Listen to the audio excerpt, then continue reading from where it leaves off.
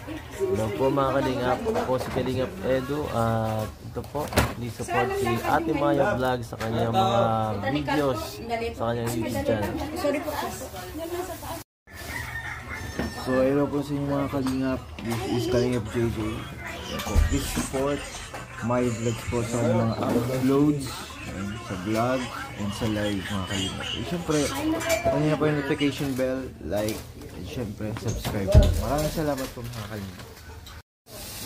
So ayun mga kalingap, supportan po natin Maya's Vlog. Subscribe mga kalingap, subscribe po nito. Yan, supportan po natin, talagang di po kayo magsisisi. Yan, YouTube channel niya. Subscribe po natin, share natin para katulong po tayo. Kung ano yung pagtulong niya sa amin, yan, talaga napakabait niya po. Maya's Vlog, supportan po natin ng Georgia. Hello mga kalingap, ayan, shoutout po sa inyong lahat. It's me Mr. J at support po natin mga kalingap si Maya Vlogs, no? Napakabait po yan dito at inalagaan kami sa Hong Kong, di kami pinabayaan. Support nyo po Maya Vlogs. Thank you and God bless. Mga kalingap, pa-support po Maya Vlogs. Okay, di Aryan. Pa-subscribe po na kanyang channel and pa-like po. God bless po.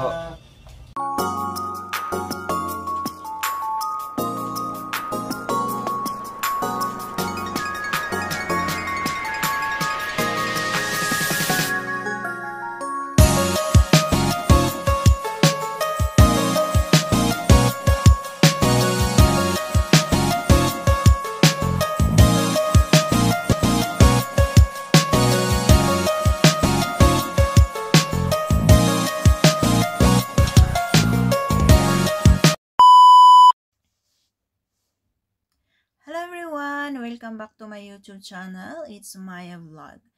At isang mapagpalang araw po sa ating lahat, saan mang sulok ng mundo po tayo naroroon. At syempre, kung ikaw po ay bago sa channel na to, please mag-subscribe na po.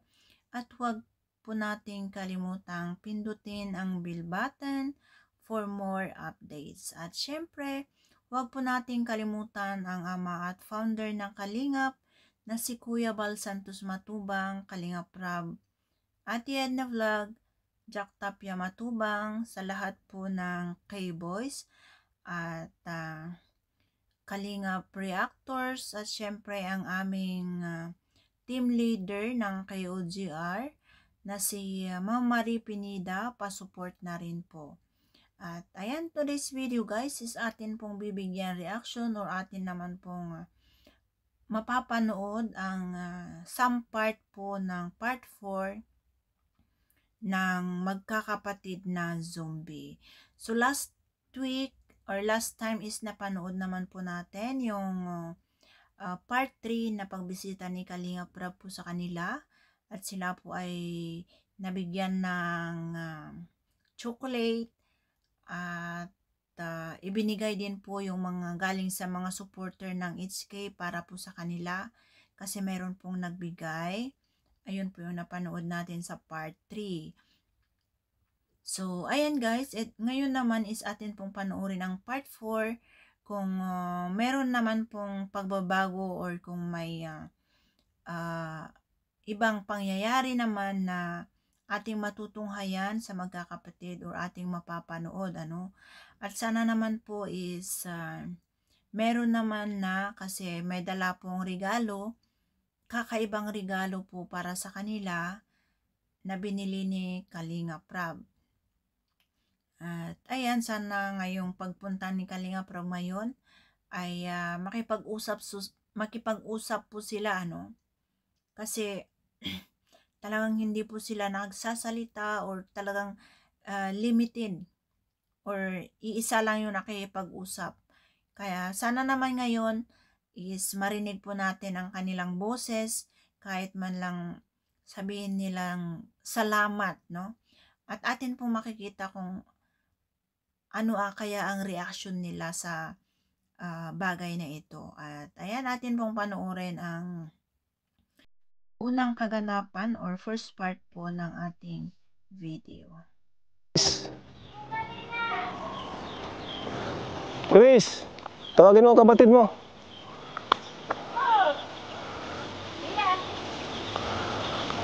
Ngayon ko na sila nakita nasa labas. Ayan oh.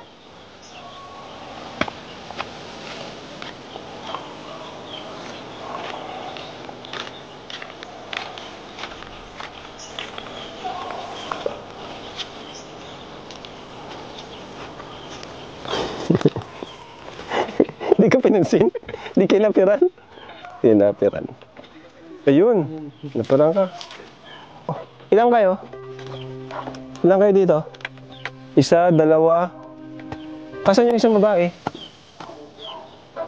Ayan dito. Oh. Nakatago. Ay, grabe. Kumusta kayo? Dito kayo? Chris, papunta mo sila dito at bibigyan ako sa inyo. Sige na. Magalit si mama nyo, bahala kayo. Ano? Pangatlong punta na namin ata, pangapat na punta namin dito, oh. Oh, di pa rin kayo, ano?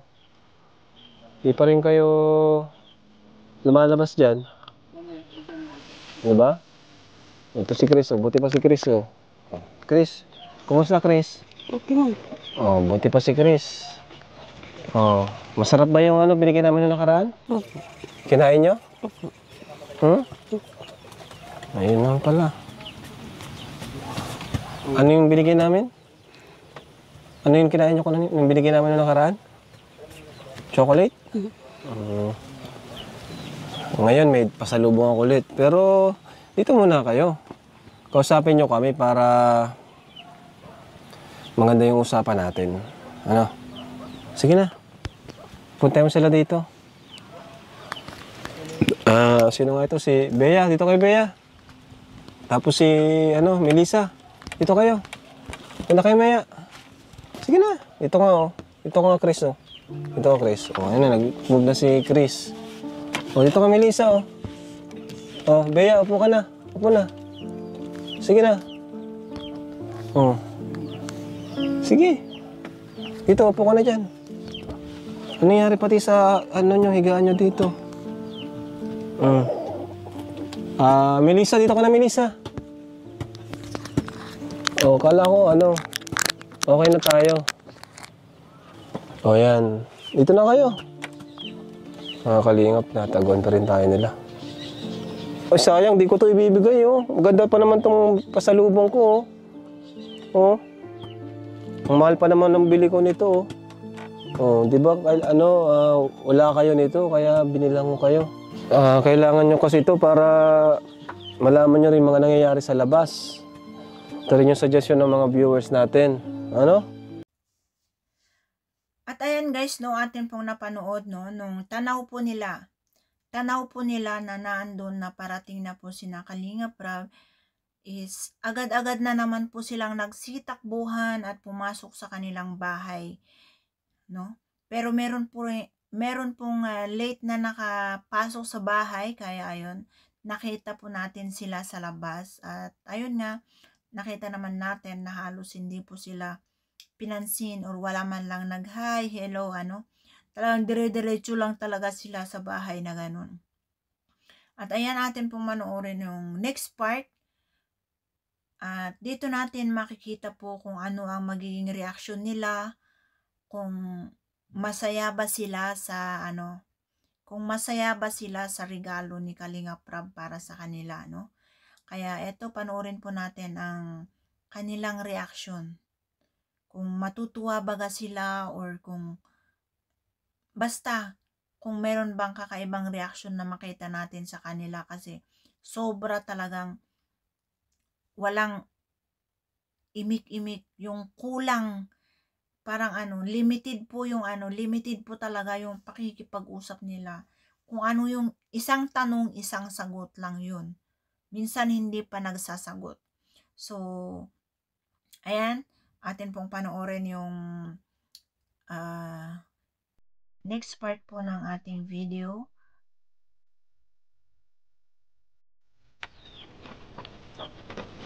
Nay, paano nyo daw sila, Nay? Palabasin nyo po. Tawagin nyo po. Labas na daw kayo. Oh, ayan na, si nanay. Ayan na po si nanay. Maraming magagawa. Oh. Oh, pala. Maayos naman pala yung mga itsura. Mga kalinga po. Oh, magaganda sila guys. Tingnan niyo guys, oh. Ang gaganda nila. Okay lang po na, ito, tatlo sila oh. Ayan na mga kalingap. Diyan nga lang na para bantayan nyo. Para di sila tumago ulit. Ito si Melissa mga kalingap po. Si Bea at si Chris.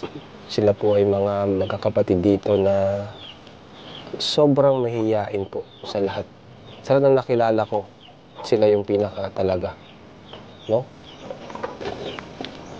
So, meron po tayo ditong bibigay sa kanila. Pero, tanongin muna natin sila kung pag sumagot sila, bibigay natin. Ano? Challenge. Oo. Si Chris, okay na si Chris ay. Ito si Melissa, tanongin natin si Melissa. Ayan. Ayan. Melissa, ilang taon ka na Melissa? 13 po. 13. Oh, very good, nasagot. Grade ano ka na? Grade 4 po. Nagtigil ka ba? Nagtigil? Sa school? Hindi po. Pumapasok ka pa rin? Pumapasok ka hindi? Hindi po.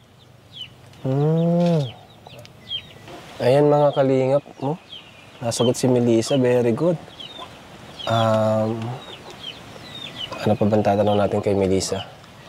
Alam mo ang birthday mo, Melissa? Hindi po. Kailan? Kailan ang birthday mo? September po. Uy, alam ni Melissa guys. September. Okay, si ano naman, si Bea. Bea, ilang taon ka na? 15 po. 15. Si Bea pala ng sunod kay Chris. Bea, grade ano ka na? Grade 5 po. Grade 5. Meron ba kayong pangarap? Ikaw, Melissa, anong pangarap mo? Maging, paglaki mo. Ha? Melissa, di ba lahat ng tao may pangarap? Ikaw ba, Melissa, anong pangarap mo maging? Kasi meron gustong mga bata, gusto maging teacher. Ikaw? Wala pa? Wala pa daw. Tanong ko si Bea. Ikaw, Bea, anong pangarap mo maging? Pag nakatapos ka? Wala? Mga wala pa sila bro. Tumawa din ano, mga kalingap. Kasi, yun nga po. Kukulangan sa pakikipag-socialize. Kapwa. Ito si Chris. Ikaw, Chris, ano pangarap mo, Chris? Ha? Ano pangarap mo? Pag ikaw ay nakapagtapos, wala pa? Wala. Anong gusto mong trabaho? Yun na lang. Anong gusto mong trabaho, Chris? Wala? Wala pa. So, yan mga kalingap, no? Sige, total ay nagsagot naman kayo. Pasado kayo sa challenge ko. Ngayon, bibigay ko na sa inyo itong aking pasalubong. Ayan. Grabe to guys. Siyempre, sa panganay ito isa. Ayun. Uy. Ayan. Chris, dahil ikaw ang unang sumagot. Ito Chris, para sa'yo Chris. Sige Chris, harap ka. Oh. Tadan! Oh, sige na. Uy, very good. Nagsagot. Buksan natin. Oh. Ito ay isang cellphone. Oh, diba? Para dito ay... Oh, ayan. Oh. Ayan, oh. May earphone ka pa. Oh.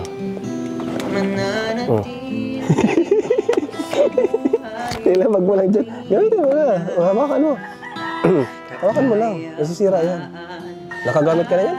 Hindi na po. Hindi po. Hindi pa? Marunong ka yan? Hindi po. Ano yan, makakatulong yan sa inyo para kayo ay mamulat sa labas, no? Sa mga nangyayari sa labas. At ito naman dalawa ay para kay Melissa and kay Bea. Oh, Melissa. Oh. Uy, very good. Nagsasalita naman pala. Oh, Melissa. Ay, Bea. Oh. Palakpakan tayo. Oh, may cellphone na kayo. Tig-iisa na kayong cellphone. Oh, panoorin nyo yung vlog natin. Vlog ko. Para di na kayo mahiya sa sunod. Mag-TikTok tayo. Oo, mag-TikTok kayo. Sabi ng Melissa. Salamat po sa magtulong po sa mo. Parang naiiyak ka ata, Melissa. Naiiyak ka? Ba't di ka makasalita? Masaya ka ba? Masaya ka? Ikaw, Chris. Ano masasabi mo, Chris? Masaya ka, Chris? Opo. Sige na, buksan nyo na, gamitin nyo na. Buksan nyo na. Para matestingan na natin. Kung may sira, babalik natin dun. Ano? Sige na. Tingnan natin, Bea, dito ka. Upo ka dito. Dito ka dito. O, yan. O. Sira yan. Oo, mahal yan. Mahal yan. Dito ka, Bea. Bea. 7,000 ang isa niyan. Regalo sa'yo ni Kuya Rab. May kuryente kayo dito? Ay, paano natin i-charge to? Wala pa lang kuryente dito. Yun lang, patay tayo dyan. Saan gamitin nila? Nakikicharge kayo sa tindahan.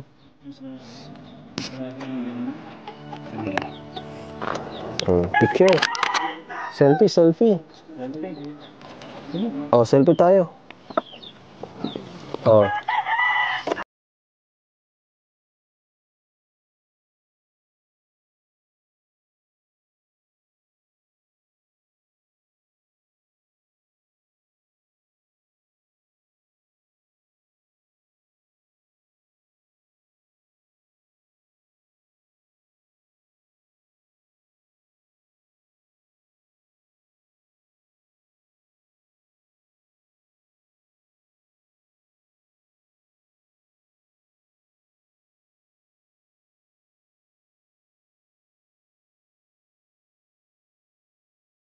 Kami guys.